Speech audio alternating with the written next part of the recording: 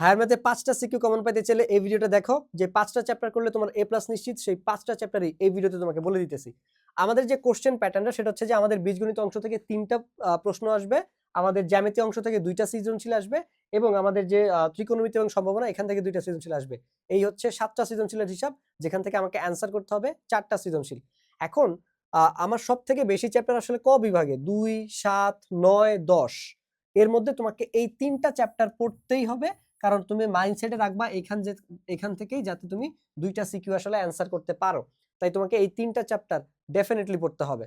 অধ্যায় 2 থেকে sure common পাবা। এখানে 3টা চ্যাপ্টারই লুলামার্কা চ্যাপ্টার, কারণ প্রশ্ন কি আসবে এটা মোটামুটি সবারই জানা কথা। ঠিক আছে, তুমি বোর্ড প্রশ্ন পড়লেই হুবহু কমন পাবা ভাই, যা পড়বা তাই কমন। আমি নিজে হায়ার ম্যাথের এই প্রত্যেকটা চ্যাপ্টার থেকে আমাদের যে টিম তাণ্ডব কোর্সটা আছে সেখানে আমি হচ্ছে তোমার 41টা সিকিউ দাগায় দিছি।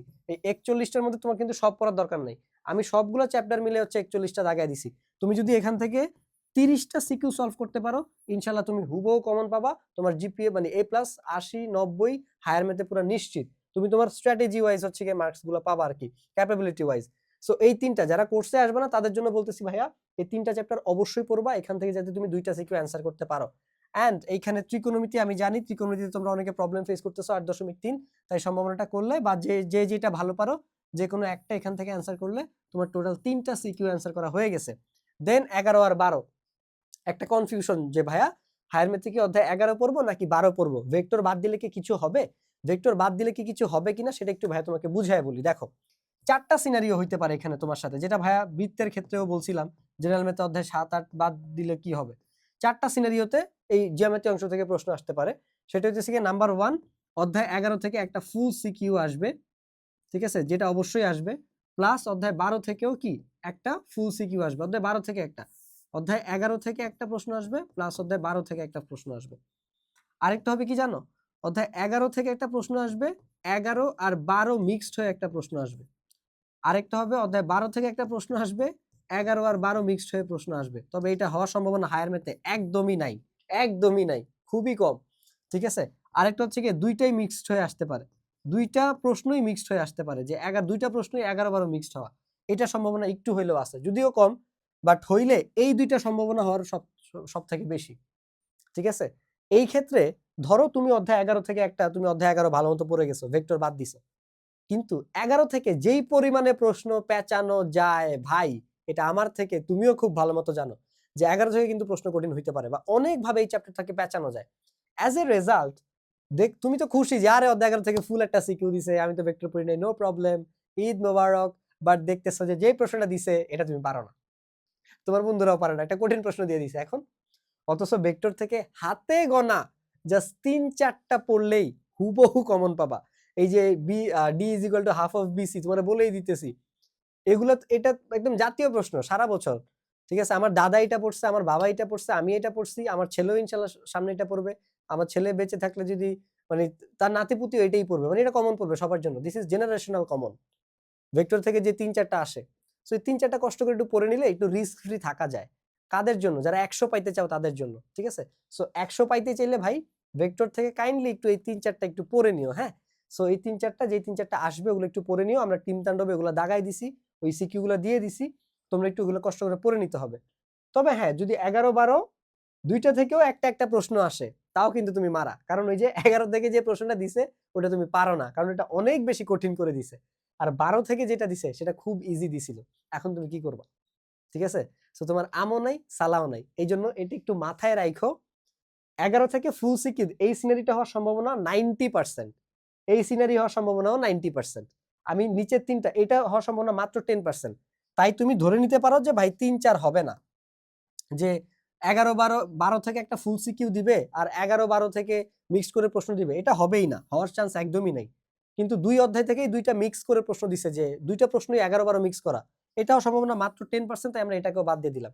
কিন্তু এই 2টা সিনারি হওয়ার সম্ভাবনা কিন্তু ভাই অনেক বেশি ভাই।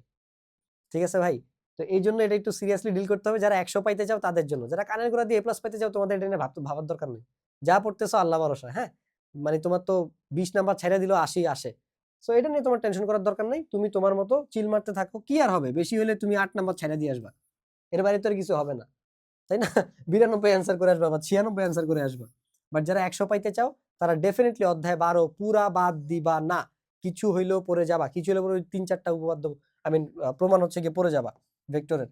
আর ভেক্টর খুব একটা কঠিন না, মানে তোমাকে যে পড়াইছে সে হয়তো বা ভালো মতো বুঝায় নাই, অথবা হইতেছে গিয়ে যে তুমি যেখান থেকে শিখছো ভালো মতো বুঝতে পারো নাই। সো ওইটা একটু হচ্ছে গিয়ে মানে তোমার মেন্টরের প্রবলেম ছিল। বাট যারা ক্লাস করো নাই you can try a bit, যারা 100 পাইতে চাও তারা। সো বাট খুব একটা কঠিন চ্যাপ্টার না আসলে। সো যাই হোক, এখান থেকেও যে কোনো একটা, তোমরা যেহেতু সবাই অধ্যায় 11 পড়বা তাই ভাই 11ই দেখাইতেছি। সো এই চ্যাপ্টারগুলো যেমন তোমরা 14 পড়বা ম্যাক্সিমাম, আমি 8.3 দাগায় ফেলছি ভুলে। সো 2, 7, 10, তারপর হচ্ছে 11, 14, এই 5টা চ্যাপ্টার যদি তুমি হায়ার ম্যাথে পড়তে পারো, ইনশাল্লাহ এখান থেকেই তুমি আরামসে 4টা সিকিউ অ্যান্সার করতে পারবা, কারণ তোমার 4টাই আসলে অ্যান্সার করতে হবে। So that's it. আর ভাইয়া অলরেডি যে ফ্রি কোর্সগুলো দিছি তোমাদেরকে, আমি কেমিস্ট্রি কোর্সটা ফ্রিতে দিয়ে দিছি। তোমরা যারা এটা করতে চাও তোমরা এটা এনরোল করে নিতে পারো আমাদের ওয়েবসাইট থেকে, ভাইয়া লিংক দিয়ে দিব নিচে, এটাও ফ্রি। আলহামদুলিল্লাহ, but sorry for the interruption. আর টিম তাণ্ডবে অলরেডি 362 জন চলে আসছে। সো এই 362 জনের মধ্যে তুমি যদি আরো একজন হইতে চাও টিম তাণ্ডবে এনরোল করতে পারো, বিকজ টিম তাণ্ডবে ভাইয়া তোমাকে এক্সাম ফোকাসড পড়াবো, অল সাবজেক্টের সাজেশন দিব, কিভাবে সেই সাজেশনগুলো ইউটিলাইজ করবা সেইটা পড়াবো, বিকজ সাজেশন সব জায়গায় অ্যাভেলেবল, বাট আমরা ইউটিলাইজ করতে পারি না, তাই আমরা সবাই রেজাল্ট বের করতে পারি না। This is the thing guys. So এবং কয়টা করে তোমার এখন সব পড়ার আসলে টাইম নেই, এক্সাম টাইমে কি পড়বো তার থেকে মোস্ট ইম্পর্টেন্ট কতটুকু আমি আসলে বাদ দিব। সো আমরা সবকিছু বাদ দিয়ে কি পড়তে হবে সেটা আমরা সিলেক্ট করে ফেলছি। আমাদের কাজ হচ্ছে এগুলো এখন বারবার প্র্যাকটিস করে রিপিটেশনের মাধ্যমে কনফিডেন্স গেইন করা, মাস্টারি অর্জন করা, যাতে হচ্ছে গিয়ে আমরা এক্সামে খুব ভালো মতো অ্যান্সার করতে পারি, ঠিক আছে? সো এই জিনিসগুলো, এবং এছাড়া আমাদের যে লাইভ সেশনগুলো হয় সেখানে ভাইয়া 1.5 ঘন্টা 1 ঘন্টার মতো কথা বলি, দেন কিউএনএ সেশন 2.5 ঘন্টা 3 ঘন্টার মতো যায়, সবার সাথে মোটামুটি কথা বলার চেষ্টা করি। সো তোমার যদি কোনো প্রবলেম থাকে, তুমি যদি আমার সাথে ডিরেক্টলি কমিউনিকেট করতে চাও, ডেফিনেটলি তুমি কিউএনএ সেশনে সেই সুযোগটা পাবা। তাই দেরি না করে এনরোল করে ফেলতে পারো টিম তাণ্ডবে, যার জন্য তোমাকে মেসেজ দিতে হবে সায়েন্স বেকারির ফেসবুক পেজে, আমি তোমাকে তার লিঙ্কটাও পিন কমেন্টে দিয়ে দিব। আশা করছি টিম তাণ্ডবের ক্লাসে খুব দ্রুতই তোমার সাথে আমার দেখা হবে। এই ছাড়া কোন টপিকে তোমরা ভিডিও চাও সেটাও তোমরা নিচে জানাইতে পারো।